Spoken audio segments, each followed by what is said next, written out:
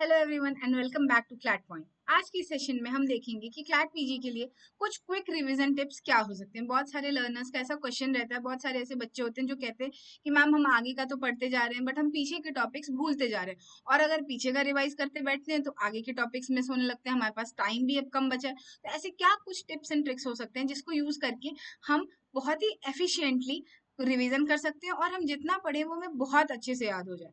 अच्छा, ये सब करने से पहले सबसे जरूरी जो चीज है जो हमें करनी है क्लैट पीजी के लिए, वो है हमारा कंसिस्टेंट रहना। अगर हम अपने रिवीजन में कंसिस्टेंट होंगे तो ऑब्वियसली जब तक हमारा एग्जाम आएगा, एग्जाम के बाद तक भी चीजें हमें इतने अच्छे से याद हो जाएंगी कि हमें वापस उनको कभी पढ़ने की जरूरत नहीं पड़ेगी। तो आज की सेशन में हम देखेंगे कि क्या कुछ ऐसे रिवीजन टिप्स एंड ट्रिप्स हैं जिससे ट्रिक्स हैं जिससे हम अच्छे से अच्छे पढ़ सकते हैं। तो सबसे पहले कि देखेंगे हम लोग कि कोई एक टॉपिक चूज करेंगे, उस टॉपिक को प्रायोरिटाइज करेंगे। मतलब हमें अब बहुत इन डेप्थ नहीं पढ़ना, हमें पता है कि क्या इंपॉर्टेंट टॉपिक्स हैं, कौन से टॉपिक से बहुत क्वेश्चंस आते हैं, तो उनमें से हम प्रायोरिटाइज करेंगे। पहले वैसे टॉपिक्स करेंगे जो ज्यादा रिवाइज करने की जिनको जरूरत है, जो बहुत बार रिपीट हुए हैं, तो उनमें से कोई एक टॉपिक उठाएंगे, जैसे कि हमारे फंडामेंटल राइट्स। उसके बाद उससे रिलेटेड जो हमारे पास शॉर्ट नोट्स हैं जो हमने अभी बनाए थे जब हम पढ़ रहे थे, ये तो हम रिविजन के टाइम की टिप्स एंड ट्रिक्स हैं, तो हमारे पास ऑलरेडी तब तक बहुत सारे नोट्स होंगे, तो हम सबसे पहले उनको खोलेंगे। उसके बाद जब हम उसको रिवाइज करेंगे तो जो हमारे पास ऑलरेडी नोट्स है, हम उस नोट्स को और कट शॉर्ट करेंगे। एवरी टाइम हम उसको जब रिवाइज करेंगे ना अपने नोट्स को, तो हमें उसको छोटा छोटा छोटा बनाते जाना है, ताकि एंड मोमेंट पे हमारे पास सिर्फ पॉइंटर्स पॉइंटर्स हों, वर्ड वर्ड हों, जो पढ़े और हमें समझ जाए कि अच्छा इस टॉपिक में तो ये बात कही गई थी। तो अब ऐसे छोटे छोटे नोट्स बनाने हैं, चीट शीट्स बनाने हैं। उसके बाद हमें ये एम करना है कि हमें सब कुछ नहीं रिवाइज करना, हमें सिर्फ उतना रिवाइज करना है जितना रेलिवेंट है।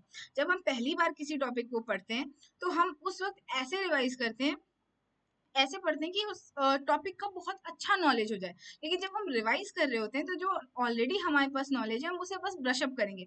तो हमें ये एम नहीं करना है कि हम सब कुछ ही रिवाइज करें, हम बस स्मार्टली रिवाइज करेंगे, जो इंपॉर्टेंट चीजें हैं बस उसको रिवाइज करेंगे। तो सबसे पहले कि हम अपना प्रायोरिटाइज करेंगे कि कौन से टॉपिक इंपॉर्टेंट हैं, कौन से टॉपिक्स इंपॉर्टेंट नहीं है, कौन से रिपीटेड हैं, कौन से नहीं है, पहले उसको प्रायोरिटाइज करेंगे। पहले जो ज्यादा रिपीटेड है उनको पढ़ेंगे, उनके चीट शीट्स बनाएंगे, और सब कुछ नहीं, सिर्फ रेलिवेंट बातें जो हमें बार बार जरूरत पड़ेंगी हम उनको रिवाइज करेंगे। उसके बाद सिर्फ जो कोर कॉन्सेप्ट्स हैं, ठीक है, उनको हम रिवाइज करेंगे, बार बार रिवाइज करेंगे हम अपने कोर कॉन्सेप्ट्स को। जो लैंडमार्क केस लॉज हैं उनकी फैक्ट्स एक लाइन में लिखेंगे, एक लाइन में वो प्रिंसिपल लिखेंगे जो उस कोर्ट ने हमें उस केस में दिया था, एक लाइन में हम अपने लैंडमार्क जजमेंट का नाम, उसका एक लाइन में फैक्ट और एक लाइन में प्रिंसिपल। बस इतना ही पढ़ना है, बार बार हमें अपने कोर कॉन्सेप्ट्स रिवाइज करने हैं।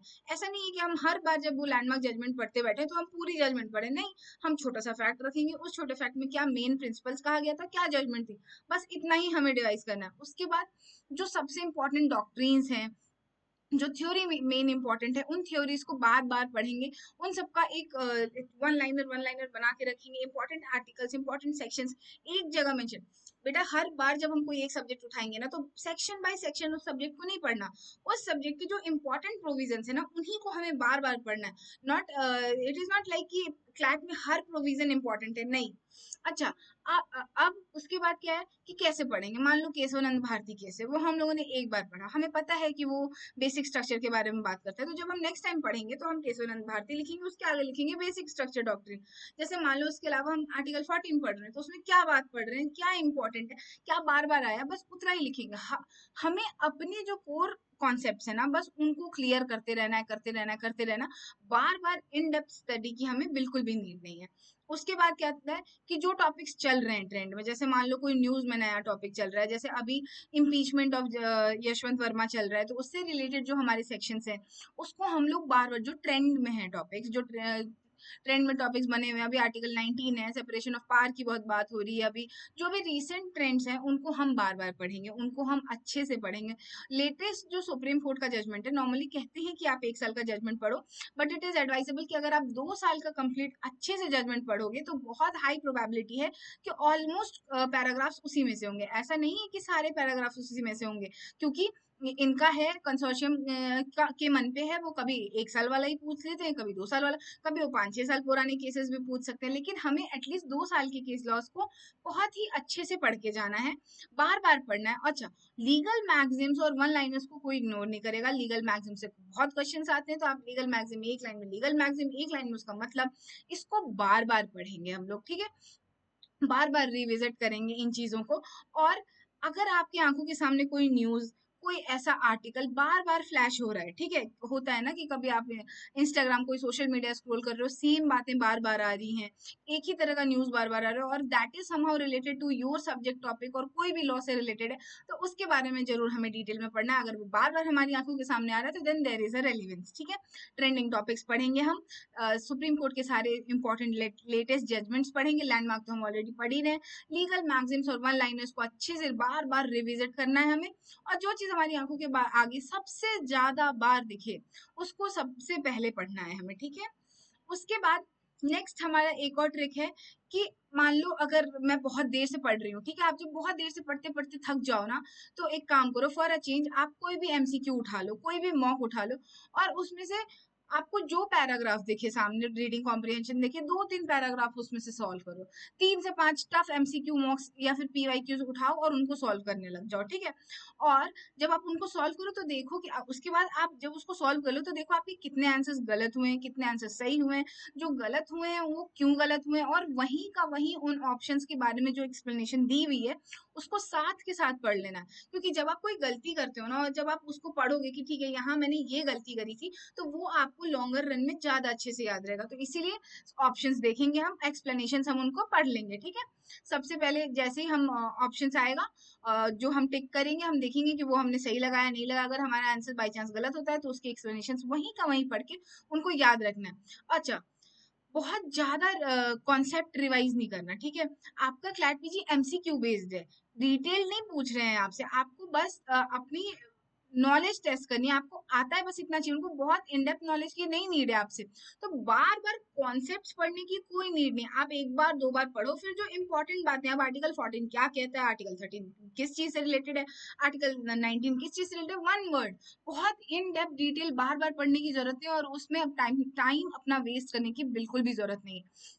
ज्यादा कॉन्सेप्ट रिवाइज नहीं करना, ज्यादा एमसीक्यू सॉल्व करना, ज्यादा करंट अफेयर्स पे, और जो हमारी चीट शीट्स हमने बनाई है वन टाइम विजिट वाले, बस उन चीजों का बहुत अच्छे से हमें रिवाइज करते रहना है, ठीक है?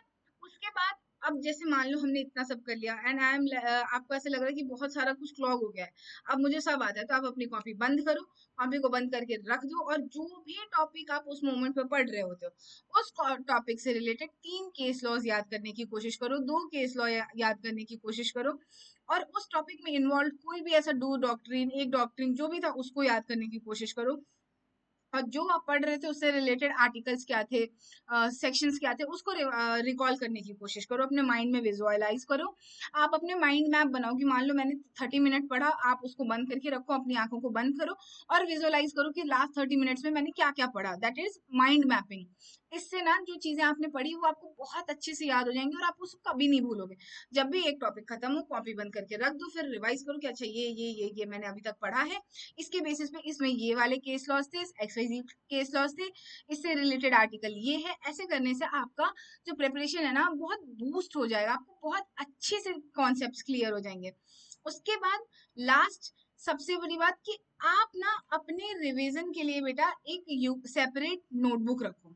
लास्ट मिनट फैक्ट्स आए कोई, उसके लिए एक सेपरेट नोटबुक रखो। अच्छा, आप रिवाइज कर रहे हो, रिवाइज करते टाइम आपको लग रहा है कि यार ये दोबारा वापस से खोल के पढ़ने का टाइम नहीं मिलेगा, तो आप ना जब आप रिवाइज कर रहे हो तो उसको बोल के अपने फोन में रिकॉर्ड कर लो, वॉइस रिकॉर्ड कर लो, और जब आप सोने जाओ, लेटने जाओ, कहीं बाहर निकलो, तो उस वॉइस रिकॉर्डिंग को सुन लो, तो आपको दोबारा वो चीज रिविजिट करने की जरूरत नहीं पड़ेगी।